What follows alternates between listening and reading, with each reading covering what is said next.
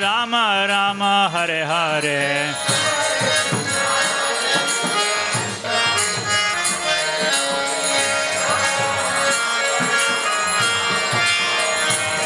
Hare Krishna, Krishna Krishna, Hare Hare. Hare Rama, Rama Rama, Hare Hare.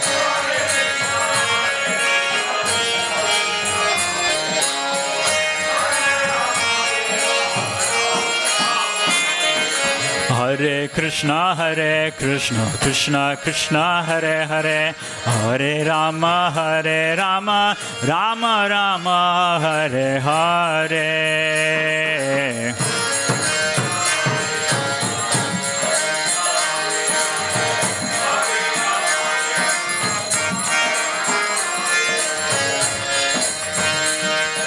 Hare Krishna, Krishna Krishna, Hare Hare. Hare Rama, Rama Rama, Hare Hare.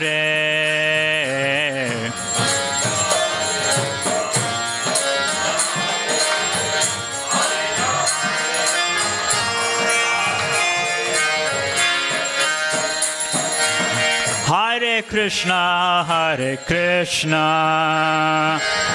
Krishna Krishna, Hare Hare. Hare Rama, Rama Rama, Hare Hare.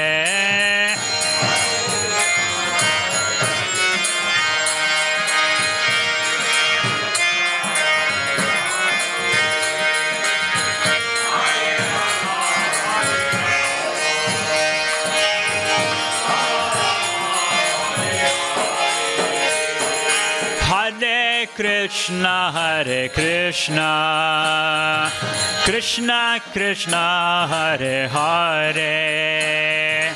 Hare Rama, Rama Rama, Hare Hare.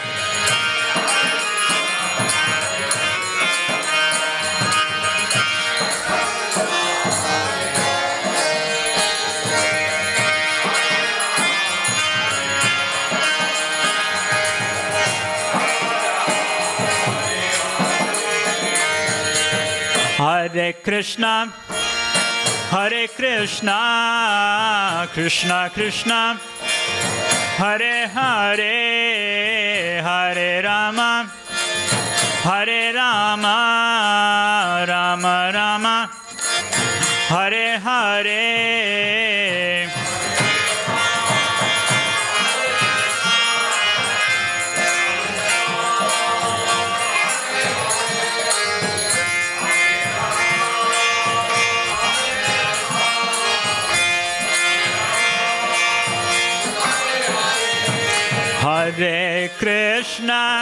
Hare Krishna, Krishna Krishna, Hare Hare. Hare Rama, Rama Rama, Hare Hare.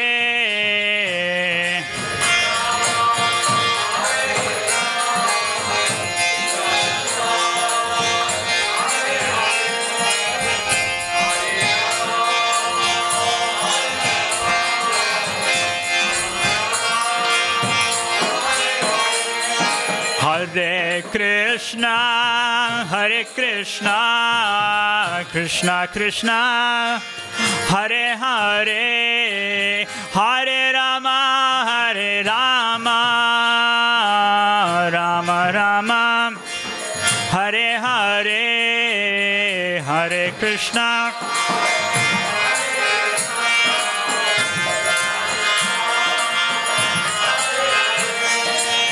Hare Rama, Rama. Hare Krishna, Krishna Krishna, Hare Hare. Hare Rama, Rama Rama, Hare Hare.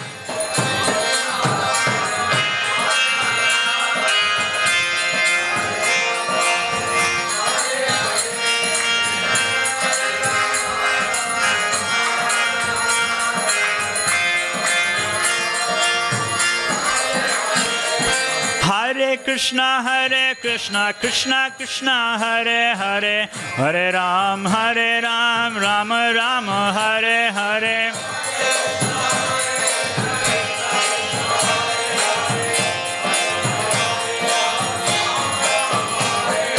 Hare Krishna Krishna Krishna Hare Hare, Hare Ram, Rama Rama, Hare Hare.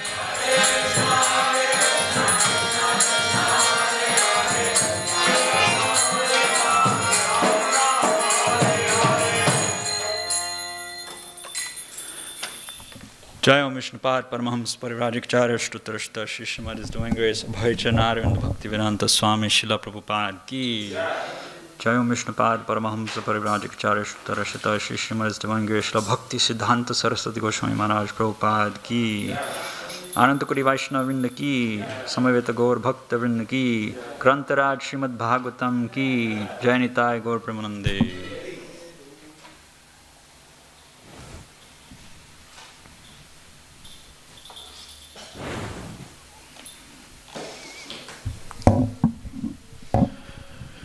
Om Namo Bhagavate Vasudevaya. Om Namo Bhagavate Vasudevaya. Om Namo Bhagavate Vasudevaya. Om Namo Bhagavate Vasudevaya. Om Namo Bhagavate Vasudevaya.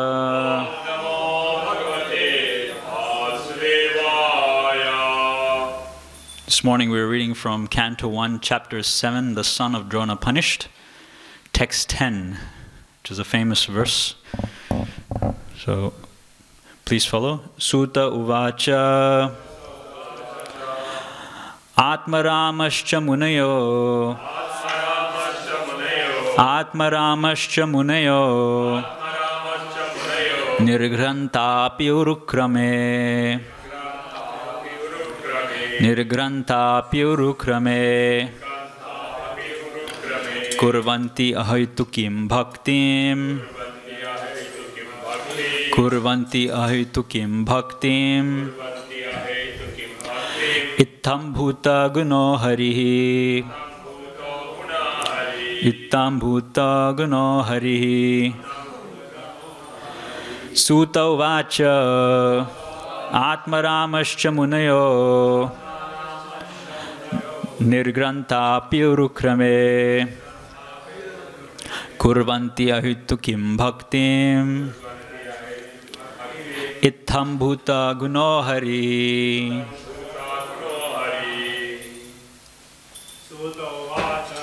Sutta uvacha Atmaramascha munayo Nirgrantapi urukrame Kurvanti aitukim bhakti Ittam bhuta guno harihi. Sutta uvacha Atmaramascha munayo Nirgrantapi urukrame Kurvanti aitukim bhaktim Ittam bhuto guno harihi. Sutta uvacha Atmaramascha munayo Taurukrame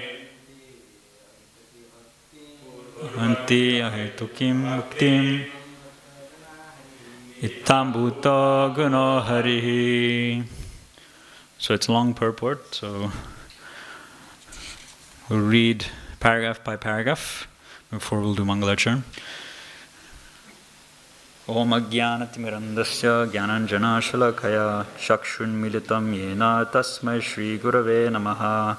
Shri Chaitanya Manobishtam Stapitam Yena Bhutale Swayam Rupa Kadamayam Dadati Swapadantikam Vandeham Shri Guru Shri Uta Padakamalam Shri Gurun Vaishnavamscha Shri Rupam Sagrajatam Sahagana Raghunathanvitam Tam Sajivam Sadvaitam Savadutam Parijana Saitam Krishna Chaitanya Devam Shri Radha Krishna Padam Sahagana Lalita Shri Vishakhanvitam Sha.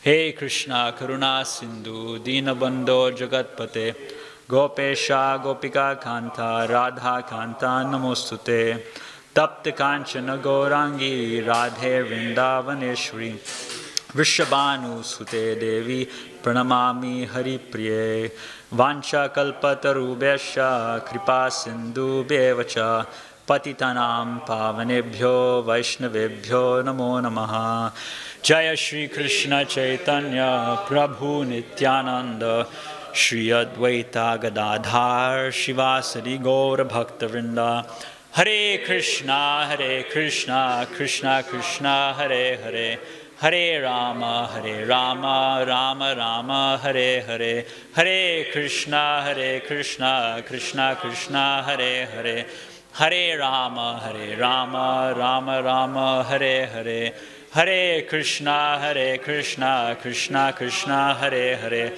Hare Rama, Rama Rama, Hare Hare. Before we start, I'd like to seek the blessings of all the Srimad Vaishnavas, especially senior devotees, so we can try to glorify Srimad Bhagvatam with what little realizations we have. Translation by Srila Prabhupada. All different varieties of Atmaramas, those who take pleasure in Atma or spirit self, especially those established on the path of self-realization, though freed from all kinds of material bondage, desired to render unalloyed devotional service unto the personality of Godhead.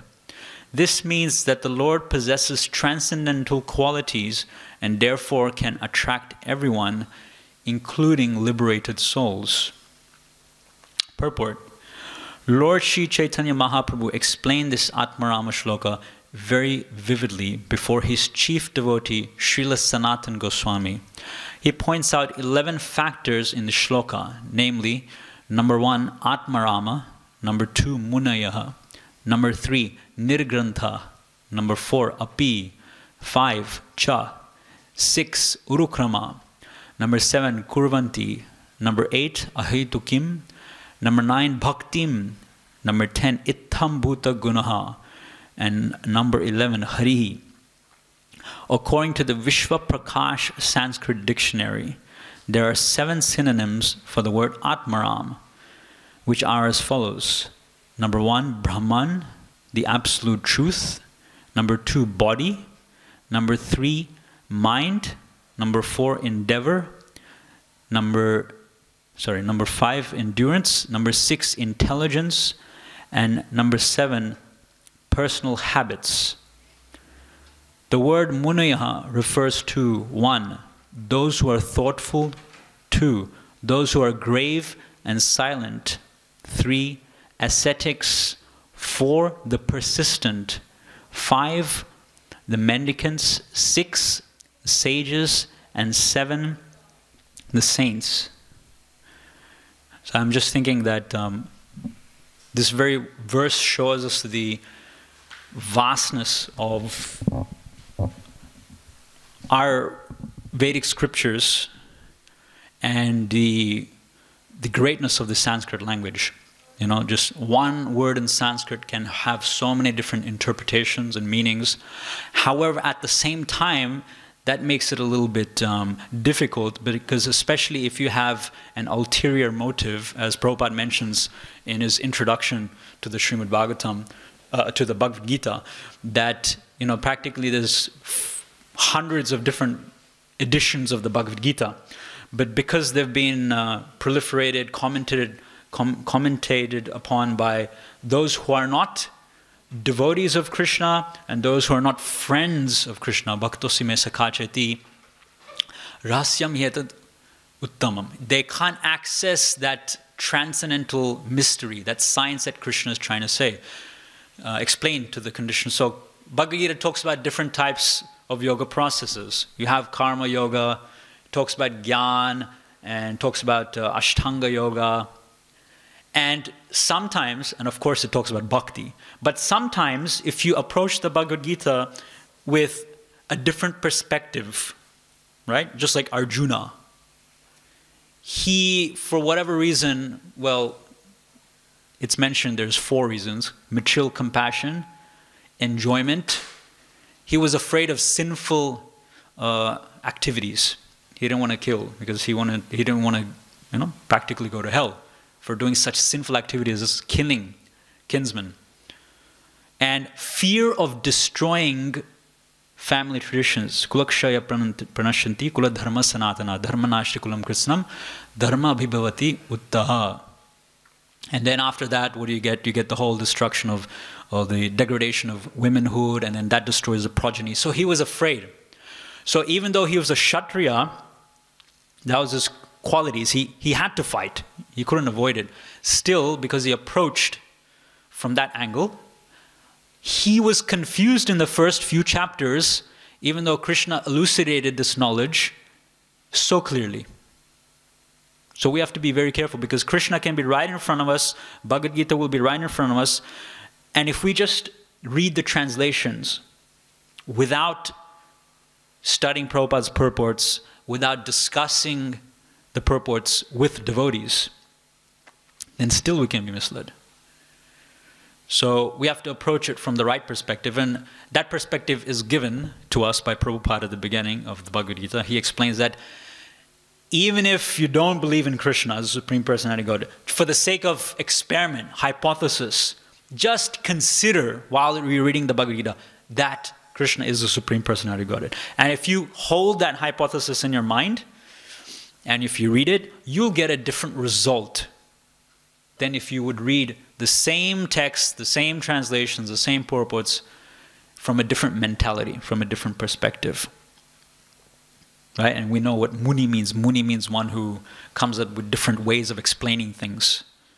Right? And Chaitanya Mahaprabhu here is giving so many different definitions for the same word. And primarily, he's doing that based on Sanskrit dictionaries like the Vishvakosh dictionary, Vishwaprakash Sanskrit dictionary. So we'll keep reading. The word nirgrantha conveys these ideas. One who is liberated from nescience. Number 2, one who has no connection with scriptural injunction, i.e., one who is freed from the obligation of the rules and regulations mentioned in the revealed scriptures, like ethics, Vedas, philosophy, psychology, and metaphysics. In other words, the fools, illiterate, urchins, etc., who have no connection with the regulative principles.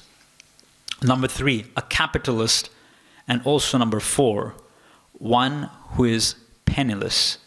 According to the Shabdakosh dictionary, the affix ni is used in the sense of, number 1, certainty, number 2, counting, number 3, building, and number 4, forbiddance. And the word grantha is used in the sense of wealth, thesis, vocabulary. I was just listening to a lecture of Prabhupada yesterday, and this was a press conference in New Zealand. And as usual, the reporters are asking in a very challenging way, can't we be spiritual without having to dress in these weird clothes, without having a tuft of hair at the back, and having a strange clay marking on our forehead, and chanting this strange mantra, the Hare Krishna mantra? Can't we be spiritual without doing that? Prabhupada's answer: yes, you can. It doesn't matter about the external appearance. However, just as a policeman is wearing a uniform, and when one sees that uniform, one identifies him as a policeman. Yes, he's a policeman. Anyone else? A doctor is wearing his uniform. One can identify that such person is a doctor. So a doctor doesn't need to be wearing a doctor's uniform for him to be able to, it doesn't affect his efficiency of work. He can do the surgery without his uniform. But for the sake of identification, because this material world is full of upadis, full of different upadis. But the real upadi, Krishna Nityadas, that's missing. So we use that in our favor. people don't know what Hare Krishna is, so let's shave our head. Let's dress in saffron clothing, dhoti kurta, whatever. Go out and chant the Hare Krishna mantra. So Prabhupada mentions, they see us and they chant Hare Krishna, and it is for their benefit. It is for their benefit. And then Prabhupada said to this reporter, yes, you keep asking me these questions, but actually, you're asking this simply out of, first of all, it's not out of, what does Krishna say? Tat vidhi pranipatena praniprashna sevaya upadekshanti te jnanam jnanas tattvarashana.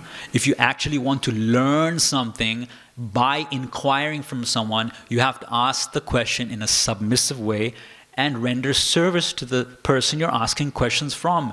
If you ask a sadhu, Prabhupada, a question in a challenging way, he may give you an answer, but you're not going to understand the answer. Or you're going to, worse, you're going to misinterpret the answer in your own way. So Prabhupada is mentioning, instead of asking such challenging questions, why don't you read our books? We have 60 books. Each book more than 400 pages. Why don't you read our books? Have you read our books? No, haven't read the books. So one thing we can learn from this purport, Srila Prabhupada's purport, as well as the translation, is that the devotees in the Hare Krishna movement need to be well versed in the Shastra. We need to be able to explain the Shastra from different angles and perspectives according to how people's mentalities are. Right? And you may experience this if you're preaching to people. If someone is an accountant, you'll try to explain to him how Krishna is the possessor of supreme wealth. If someone's really beautiful, you tell him that Krishna is the most beautiful. You have to talk to people, approach people from a way that they can appreciate and understand. And Lord Chaitanya here is doing that. He's giving so many different definitions for the same words in the same shloka. And previously to explaining the shloka to Sanatana Goswami, here he's giving 64 definitions, right? To the Atmaram verse. Previously to that, in Sarvabhauma Bhattacharya's house, he had given 18. Now, I'm not sure, but I think it was said in the purport that these 64 definitions that Mahaprabhu gave was different to the 18 he had given before. So you can just see, And not only this, we can see the example of someone like Keshava Kashmiri.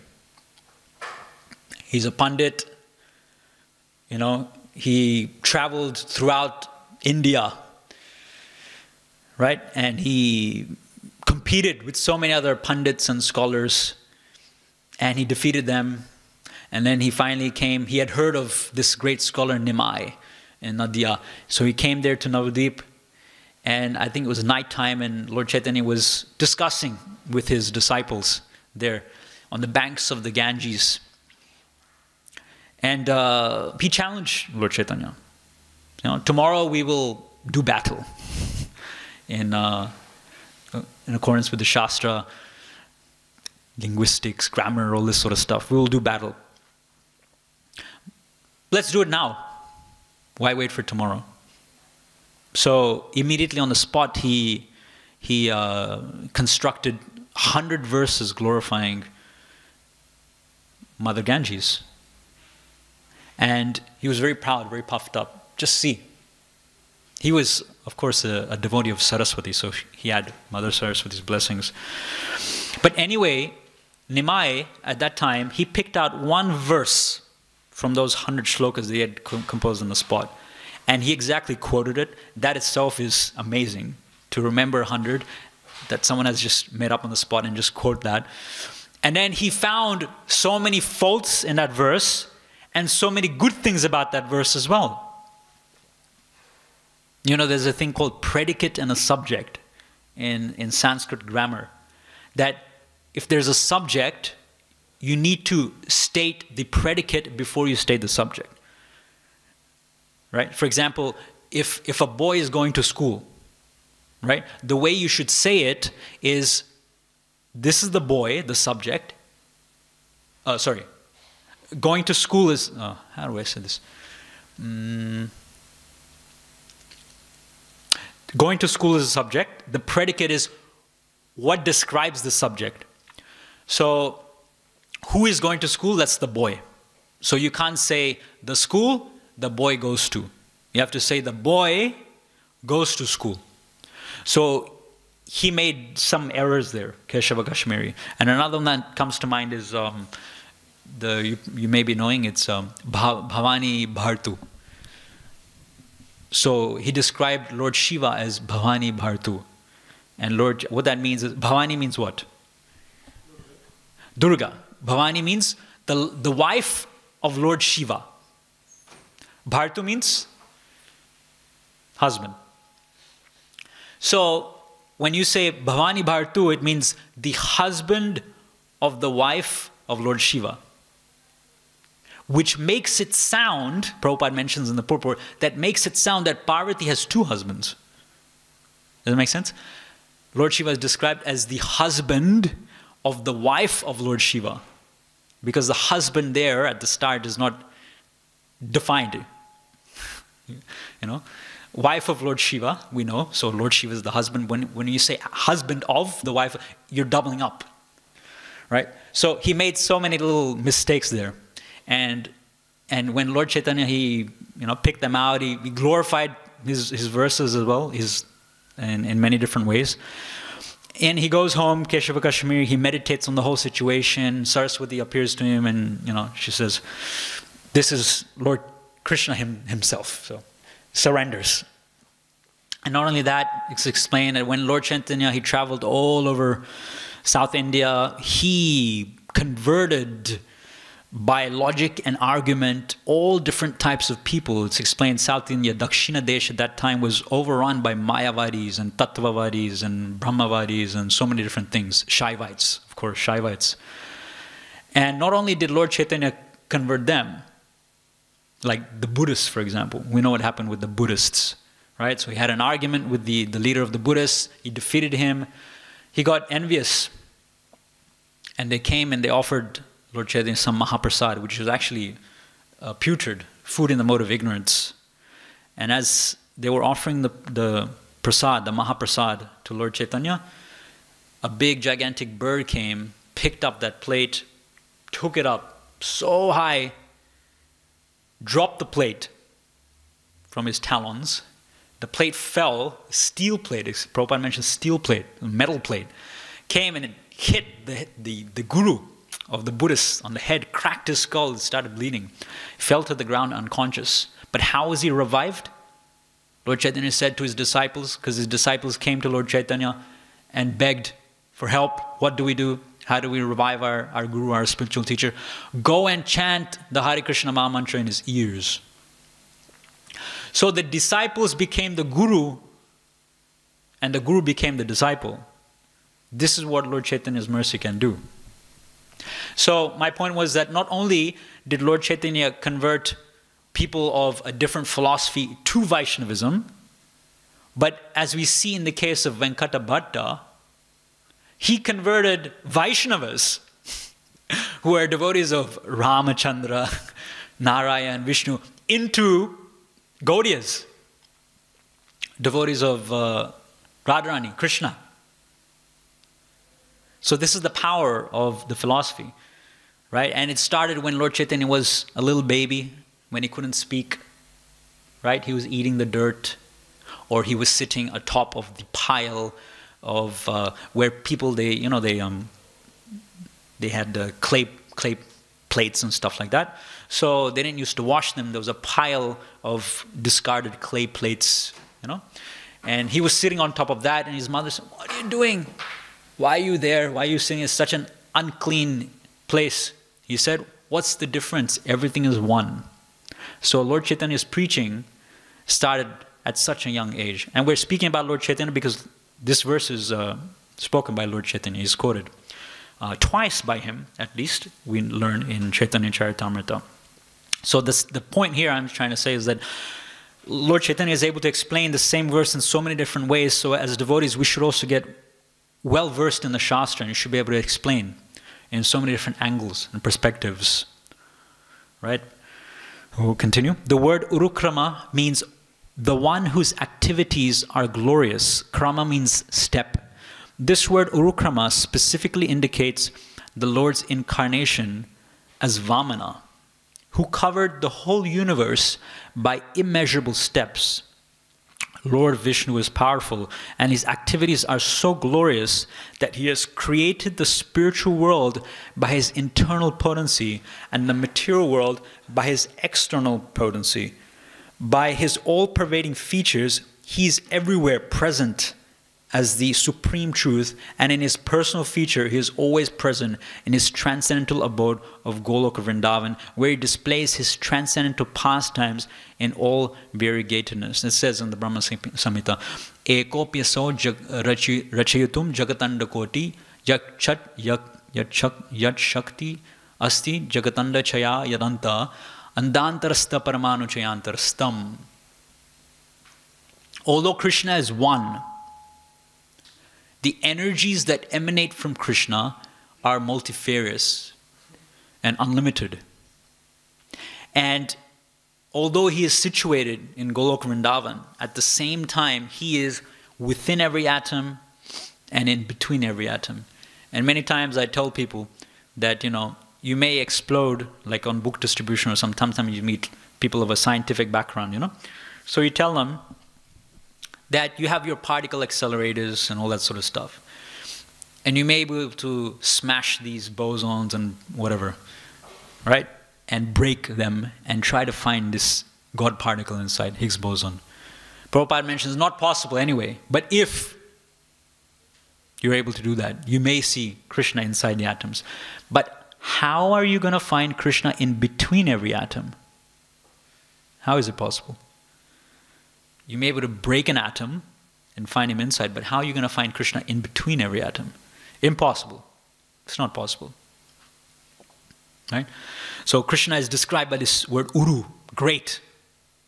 So one word here is this different word, uttama shloka, urugaya, one who is praised by great transcendental songs. Here we have urukrama. His activities cannot be compared to anyone else's, and therefore the word urukrama is just applicable to him only. However, sometimes, for instance, Bhagavan is only applicable to Krishna, but sometimes great devotees whose will is the same as Krishna's, right? As is mentioned in the Bible, Lord, thy will be done, not my will. So qualitatively one with Krishna, but not quantitatively. That is our philosophy. So when one is qualitatively one with Krishna, especially in fulfilling Krishna's desire, then one can also be designated with the same attributes that Krishna has and the qualities that Krishna has. Yasyasti bhaktir bhagavati akinchana sarvair gunesh tatra samasate sura. Right? I mentioned the Bhagavatam. So sometimes devotees can also be called Bhagavan, like Narada Muni and Yamaraj, by their association with Krishna. I'm not sure recently, I think it's this week I heard in the Bhagavatam class, someone was giving that actually we are not, yes, Vijay Manoj was saying, that actually we are not Prabhu. But by associating with Prabhus, we get accepted into the Prabhu fold. So that is our credit for associating with Krishna and Krishna's devotees, that we don't have the qualification, and that's Lord Chaitanya's mercy, that he doesn't see the qualification first. You first come, you first chant Hare Krishna, you take prasad, and then you'll get qualified later. But Krishna is the opposite, right? First you surrender all varieties of religion, bow down to me, worship me, then I'll accept you. But Lord Chaitanya is exact opposite. Audharya is a most merciful Mahavadanyaya avatar of Krishna, specifically here to deliver the fallen souls of Kali Yuga. According to the Sanskrit verbal arrangement, Kurvanti refers to doing some things for someone else. Therefore, it means that the Atmaramas render devotional service unto the Lord, not for personal interest, but for the pleasure of the Lord. Rukrama. Hetu means causal. There are many causes for one's sense satisfaction, and they can be chiefly classified as material enjoyment, mystic powers, and liberation, which are generally desired by progressive persons. As far as material enjoyments are concerned, they are innumerable, and the materialists are eager to increase them more and more because they are under the illusory energy. There is no end to the list of material enjoyments, nor can anyone in the material universe have all of them. As far as the mystic powers are concerned, they are 8 in all, such as to become the minutest in form, to become weightless, to have anything one desires, to lord it over the material nature, to control other living beings, to throw earthly globes in outer space. This is very interesting. Generally this Vishita, there's one after that. One can create his own planet, right? This is the highest mystic siddhi of Ashtanga Yoga. Prabhupada here is describing that mystic siddhi as to be able to throw earthly globes in outer space. It's very interesting. These mystic powers are mentioned in the Bhagavatam. The forms of liberation are 5 in number. Sa lokya sarshti samipya sarupyam ekatam apyuttha diyamanam na granante vinambat sevanam jana. So Lord Kapila is saying this to Mother Devahuti. The 5 types of liberation. Devotee does not care for such things because, like for example, if we take the same form as Krishna, 4-handed form, as Narayan, then how do we have loving exchanges with Krishna? Is it possible? Is it possible to be Krishna's child, Krishna's parent, Krishna's friend if you look exactly like him? It is not possible. Therefore, the residents of Golok Vrindavan, they don't desire any of these. But they're still legitimate forms for Vaishnavas, but not for Gaudiyas, Gaudiya Vaishnavas in our Sampradaya.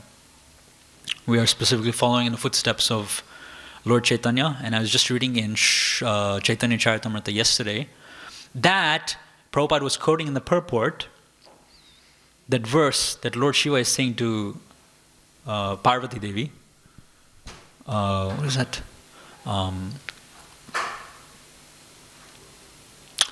Tadiyanam samar.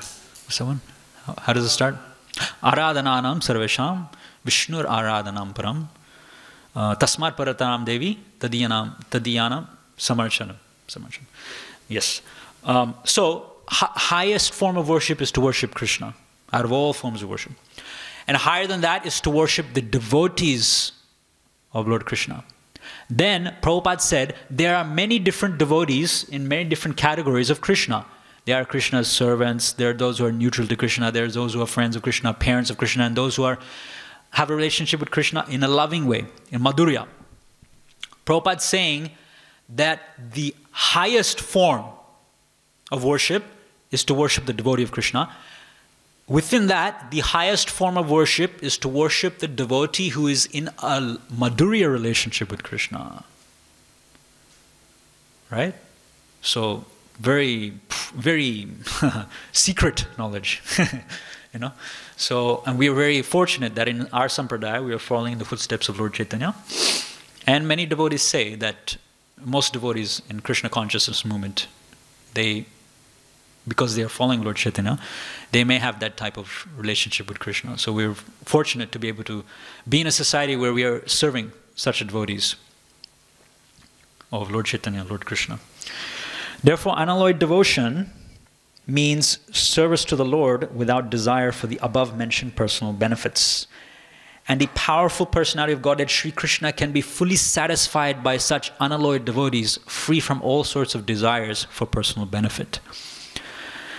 So we have 4 minutes, and another 1.5 pages to read. So mainly I'll just read. Unalloyed devotional service of the Lord progresses in different stages. Practice of devotional service in the material field is of 81 different qualities. I think this is what Vijay Madhaprabhu was mentioning. So 81 different qualities. There's 9 different forms of devotional service. Shravanam, Kirtanam, Vishnu Smaranam. Then there's 3 modes you can be in. And then there's 3 different qualifications of devotees, right? Kanishta, Uttama, and Madhyama. So 9 times 3 times 3, right? So it comes to that.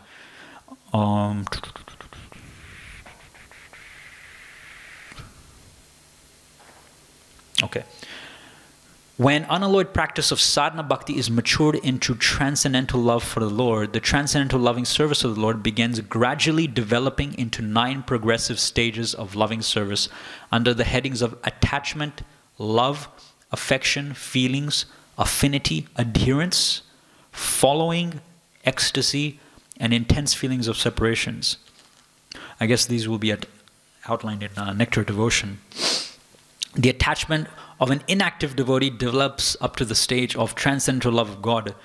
Attachment of an active servitor develops up to the stage of adherence. And that of a friendly devotee develops up to the stage of following. And the same is also the case for the paternal devotees. Devotees in conjugal love develop ecstasy up to the stage of intense feelings of separation. These are some of the features of unalloyed devotional service of the Lord. According to Hari Bhakti Sudodhaya, the import of the word Ittham Bhuta is complete bliss. Transcendental bliss in the realization of impersonal Brahman becomes comparable to the scanty water contained in the pit made by a cow's hoof. It is nothing compared with the ocean of bliss of the vision of the personality of Godhead. The personal form of Lord Sri Krishna is so attractive that it comprehends all attraction, all bliss, and all tastes, rasas. These attractions are so strong that, Prabhupada is saying in italics, no one wants to exchange them for material enjoyment, mystic powers, and liberation. So once you have rasa, relationship with Krishna, you will not be diverted by gyan, karma, and yoga. It is not possible. There is no need of logical arguments in support of the statement, but out of one's own nature, one becomes attracted by the qualities of the Lord Sri Krishna. We must know for certain that the qualities of the Lord have nothing to do with mundane qualities. All of them are full of bliss, knowledge, and eternity. There are innumerable qualities of the Lord, and one is attracted by one quality, while another is attracted by another. Great sages such as the 4 bachelor devotees, Sanaka, Sanandan, Sanatana, Sanandan, and Sanat Kumar, were attracted by the fragrance of flowers and tulsi leaves anointed with the pulp of sandalwood offered at the lotus feet of the Lord. Similarly, Shukadev Goswami was attracted by the transcendental pastimes of the Lord. Shukadev Goswami was already situated in the liberated stage, yet he was attracted by the pastimes of the Lord. This proves that the quality of his pastimes has nothing to do with material affinity. Similarly, the young cowherd damsels were attracted by the bodily features of the Lord, and Rukmini was attracted by hearing about the glories of the Lord. Lord Krishna attracts even the mind of the goddess of fortune. He attracts, in special cases, the minds of all young girls. He attracts the minds of elderly ladies by paternal affection. He attracts the minds of the male in the humors of servitude and friendship. The word Hari conveys various meanings, but the chief import of the word is that he, the Lord, vanquishes everything inauspicious and takes away the mind of the devotee by awarding pure transcendental love. By remembering the Lord in acute distress, one can be free from all varieties of miseries and anxieties. Gradually, the Lord vanquishes all obstacles on the path of devotional service of a pure devotee, and the result of 9 devotional activities, such as hearing and chanting, becomes manifested. By his personal features and transcendental attributes, the Lord attracts all physiological activities of a pure devotee. Such is the attractive power of Lord Krishna. The attraction is so powerful that a pure devotee never hankers for any one of the 4 principles of religion. These are the attractive features of the transcendental attributes of the Lord. And adding to this the words api and cha, one can increase the imports unlimitedly. According to Sanskrit grammar, there are 7 synonyms of the word for the word api. So by interpreting each and every word of this shloka, one can see unlimited numbers of transcendental qualities of Lord Krishna that attract the mind of a pure devotee. I'll just finish with this point, because it's saying Atmarama. So, and there's many, like Prabhupada here is quoting the 4 bachelor devotees, right? And then there was the Prachetas were there as well beforehand. They were blessed by Lord Shiva. What is that verse? I forgot. Anyway, but Lord Krishna is saying in the Bhagavad Gita that Atmarama means self-satisfied. But he's saying that just because you're an Atmarama and you're self-satisfied doesn't mean you should not do work. You should still do work. Because in any case, you're self-satisfied. So it doesn't matter to you whether you do work or you don't do work. So instead of not doing work, do work. Why? For the sake of setting an example to others. And Krishna gives his own example. I don't need to do it, but I still do it. Great kings like Janaka, they did it as well. So we see in the Bhagavatam, great devotees who are Atmaramas, like the four Kumaras, they are still, Narada Muni, they are still preaching. They are still engaged in Bhakti Yoga, which is action in Krishna consciousness. So we'll finish here. There's no time for questions, unfortunately. Grantaraj Srimad Bhagavatam ki jai, Srila Prabhupada ki jai. I have one small story for interest of the people. You are Yes. saying double meaning of Sanskrit. Yes. So there is a nice sloka. Keshavam paritam toyam pandava asati nirmalaha rudanti kaurvendram he Kesava, he Kesava. So this is a double meaning. Keshava is Krishna.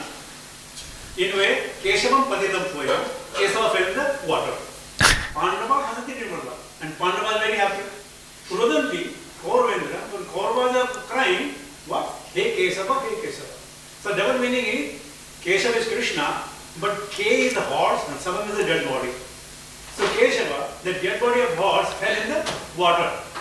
Keshavam padeta toyam, Pandava hasati nirmala. Pandava is also another name of the fishes. Okay. Fishes. Rudanti, they are crying. Kauravendram is another name of the crows. Rudanti Kauravendram, he Kesava, he Kesava.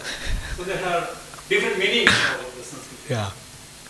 So, Kesasam patitam toyam, Pandava hasati nirmala, Rudanti Kaurvendram, he Kesava, he Kesava. So, different meanings. Okay. Thank you. Thank you, Guruji. Hare Krishna. I forget. Yeah. That is from Mahabharata. No, It's just common saying, right? Okay.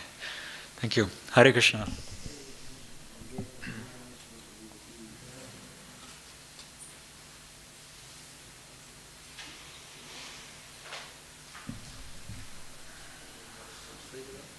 You can take it if you like.